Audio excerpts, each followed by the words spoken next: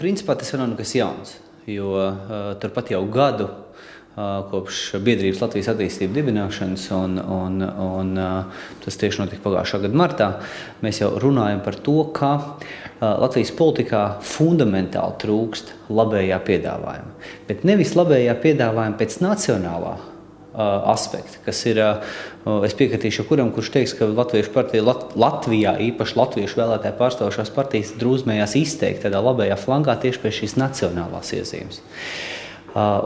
Bet tas, kas fundamentāli trūkst labējā flangā, tiešām labēji ekonomiski piedāvājumi. Nevis pārdalīt pareizāk, taisnīgāk, gudrāk, citādāk, bet radīt to pārdalāmo apjomu vai darīt visu nepieciešamo, lai tas pārdalāmais kļūtu vairāk. Tādu partiju, kas tādā griezumā domā, kas skatās un redz uzņēmējus, mazos vidējos uzņēmējus pamatā, bet tā skaitā lielos uzņēmējus, kā ļoti būtisku sociālu grupu, kas principā ir vienīgie, kas rada šai valstī pievienoto vērtību, kuru pēc tam var izmantot labklājības celšanas mērķu sasniegšanai tām grupām, kuras vairāk dzīvo no tā, ko no budžeta saņem, nevis budžetam pienes. Vienalga, vai tie būtu pensionāri, vai tā būtu izglītības sistēma un tam līdzīgi, ļoti nepieciešami sektori.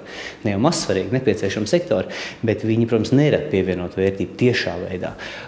Un atgriežoties pie tā, tad partijas, kas domāt un politiķi, kas domāt un savā programmā skaidri rakstīt, ka mūsu prioritāte ir darīt visu iespējamo, lai Latvijā uzņēmējs būtu maksimāli konkurētspējīgs, lai Latvijā naudas nopelnīšanai būtu maksimāli radīt priekšnoteikumu un tam līdzīgi, tāda partija nav.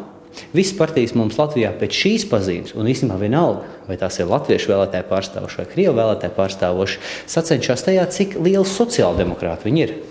Jā, un šeit nav svarīgi, vai tie ir zaļie zemnieki, tie ir tādi lauku sociāldemokrāti, Nacionāla apvienība, tie ir tādi nacionāli, es negribētu teikt sociālisti, uzreiz pārāk tieši iezīme ar vēsturiskiem notikumiem, bet tādi uz nacionālās pazīmes balstīti, bet ļoti sociālistiski piedāvājumi. Mēs skatāmies uz vienotību. Jā, tā ir tāda centriskāka partija. Es negribētu viņus nekādā veidā nodēvēt par tik sociālistiskiem, kā piemēram Saskaņas centra vai to pašu Nacionāla apvienību savā ekonomiskajā redzējumā, bet tomēr no centra bišķi pa kreisi.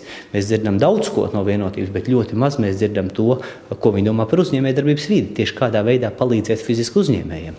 Un tam līdzīgi. Tā kā mēs redzam šajā jomā, nevis šajā jomā, bet šajā spektrā tiešām vakumu, un mēs runājot ar uzņēmējiem, jūtam arī milzu nepieciešamību un pieprasījumu pēc tā, lai šajā jomā būtu arī nopietni politiķi, nopietns politisks spēks, kas veidojot dienas kārtību nākotnē, valdības dienas kārtību, šos uzņēmēju jautājumus likt tādā pašā prioritātes augstumā, kā tiek likt pensionāri jautājumi, kā tiek likt izglītības jautājumi un tam līdzīgi.